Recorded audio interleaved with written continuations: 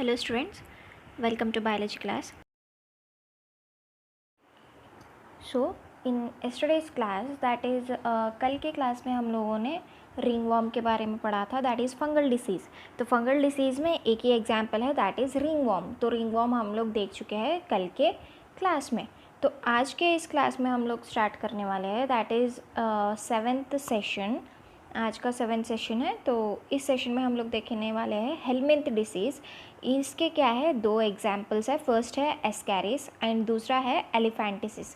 तो एलिफेंटिसिस के दो नाम हैं और एक दूसरा है फिलैरिसिस. तो इसको हम लोग फिलैरिसिस भी बोल सकते हैं और एलिफेंटिसिस भी बोल सकते हैं.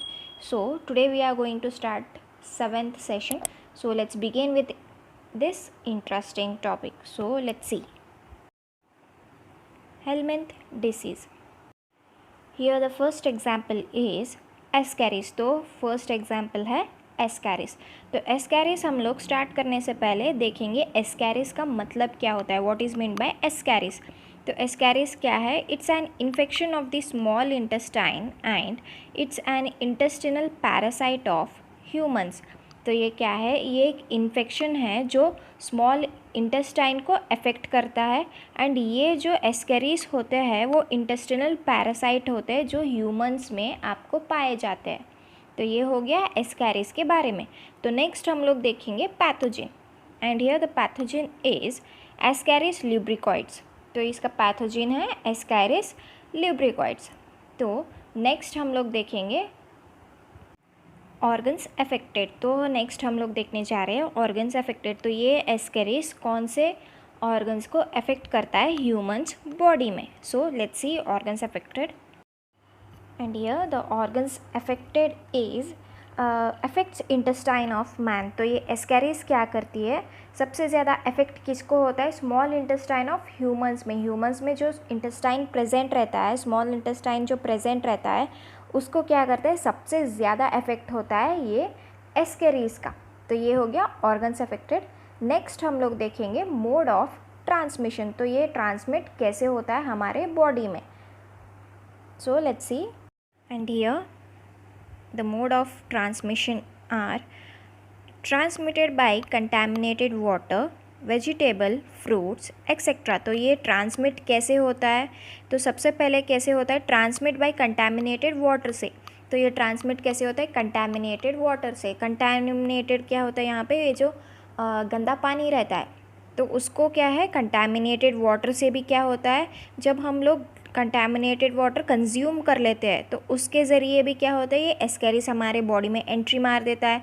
एंड उसके बाद वेजिटेबल से. अब वेजिटेबल से कैसा होता है, वेजिटेबल जो ख़राब होता है उसको हम लोग फिर भी उसको क्या करते हैं, हम लोग कंज्यूम कर लिए, वो ख़राब होने की वजह से हम लोग थ्रो नहीं कर सकते या कभी कभार थ्रो नहीं कर सकते, तो वैसे ही खा लेते हैं. तो उसकी वजह से भी क्या होता है, वेजिटेबल के भी थ्रू हमारे अंदर एस्कैरिस आ सकता है. एंड उसके बाद fruits same as it is. Vegetables के मैटर में कैसा है, फ्रूट्स के मैटर में भी वैसे ही है. अब फ्रूट्स भी कुछ क्या है, कुछ सड़े हुए होते हैं, हम लोगों को मालूम नहीं चलता है, तो उसके वजह से भी क्या होता है, फ्रूट्स हम लोग वैसे ही कंज्यूम कर लिए तो भी क्या होता है, एस्कैरिस अफेक्ट्स स्मॉल इंटेस्टाइन. तो इसके ज़रिए क्या होता है, मोड ऑफ ट्रांसमिशन होता है हमारे बॉडी में, किसका, एस्कैरिस का. तो ये हो गया मोड ऑफ ट्रांसमिशन. नेक्स्ट हम लोग देखेंगे सिम्टम्स.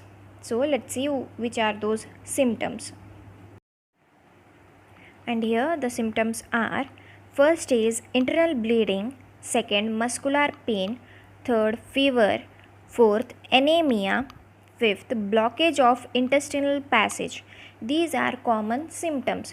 तो यहाँ पे क्या बोल रहे हैं, ये जो पांचों के पांचों सिम्टम्स जो है जब एस्कैरिस हम लोगों को अफेक्ट होता है तो ये पांचों के पांचों सिम्टम्स कॉमन सिम्टम्स है जो आप लोग देख सकते हो एक पर्टिकुलर ह्यूमन बीइंग में जब वो अफेक्ट होता है एस्कैरिस से, हेलमिंथ डिसीज़ से.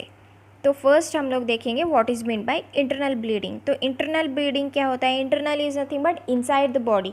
तो हमारे बॉडी के अंदर भी क्या होता है, इंटरनल ब्लीडिंग होता है. जब हम लोग एक डिसीज़ से अफेक्ट होते हैं तो वहाँ पे क्या होता है, इंटरनल ब्लीडिंग होता है. एक पर्टिकुलर डिसीज़ जब अफेक्ट होता है तभी इंटरनल ब्लीडिंग होता है आपके बॉडी में.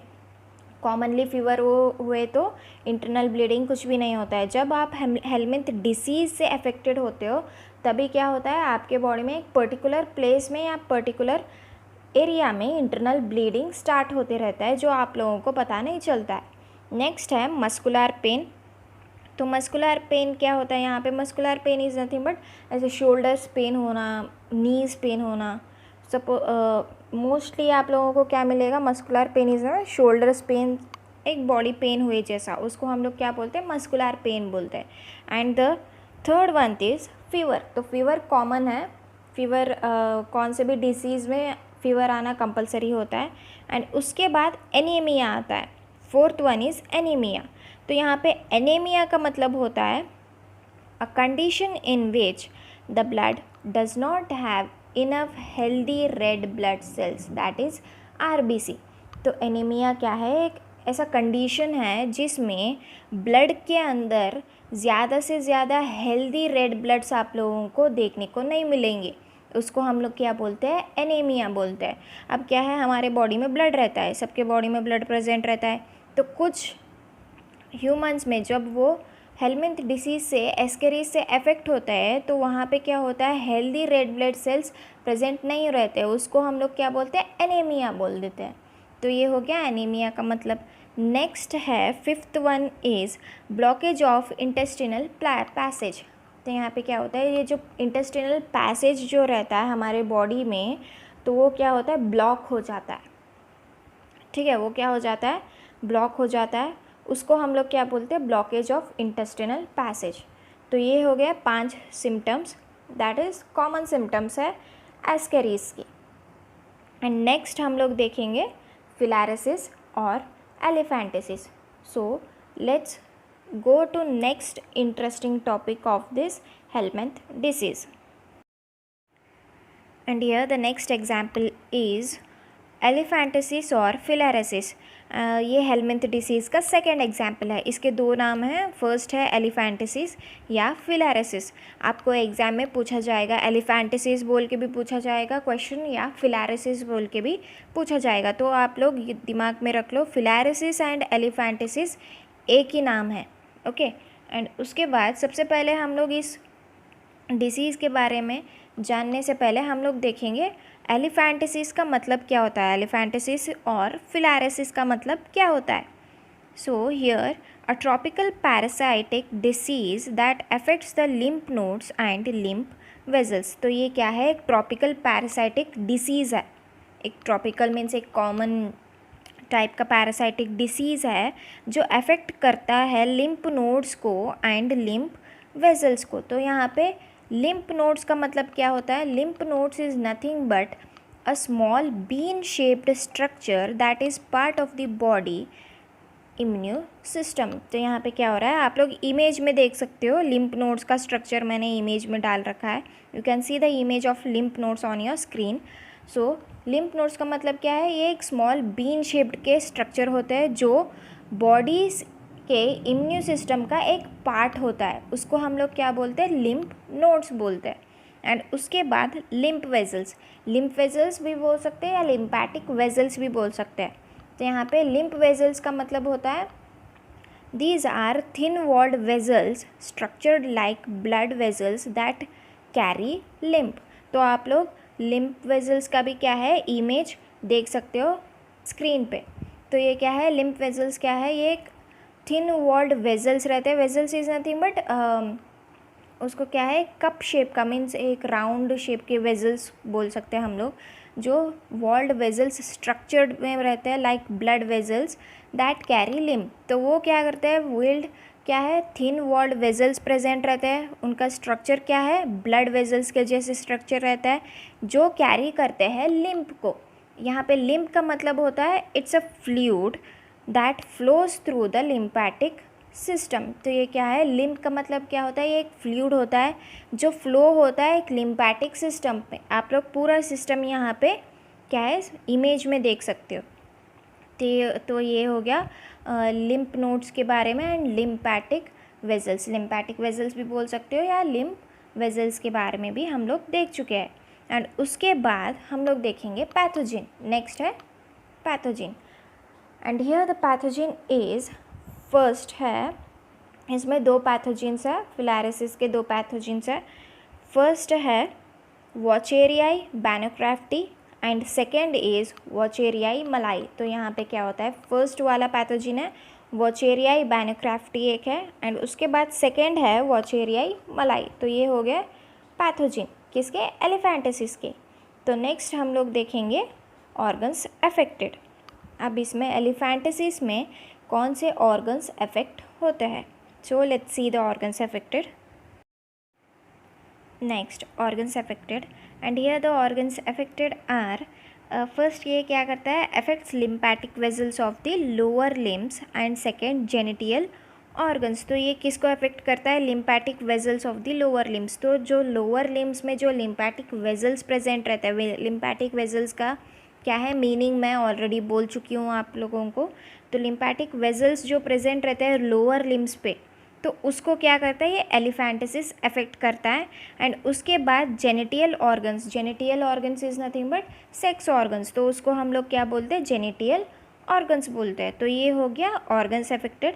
नेक्स्ट हम लोग देखेंगे मेथड्स ऑफ ट्रांसमिशन। तो हम लोग देखेंगे ये कैसे ट्रांसमिट होता है ह्यूमन बॉडी में। And here the method of transmission is transmitted by biting of infected female Culex mosquito. यहाँ पे क्यूलिक्स मस्किटो का इमेज आप लोग देख सकते हो स्क्रीन पे। तो ये किससे ट्रांसमिट होता है, transmitted by biting of infected female Culex mosquito. तो ये कैसे, जब फीमेल क्यूलिक्स मस्किटो जब बाइट करता है तो उसके ज़रिए क्या होता है, उसके अंदर क्या है, पैथोजेंस प्रेजेंट रहते हैं। तो उसके ज़रिए क्या है, जब वो ह्यूमन को बाइट करता है तो उसके ज़रिए क्या है, ये एलिफेंटिसिस डिसीज़ हमारे अंदर एंट्री मार देता है। तो इसके ज़रिए क्या है, फीमेल क्यूलिक्स मस्किटो के ज़रिए एलिफेंटिसिस डिसीज़ हमारे बॉडी में आ जाता है। तो ये हो गया method of transmission. And next हम लोग देखेंगे सिम्टम्स। तो नेक्स्ट हम लोग देखने जा रहे हैं symptoms, that is last topic of this session. So let's see which are those symptoms.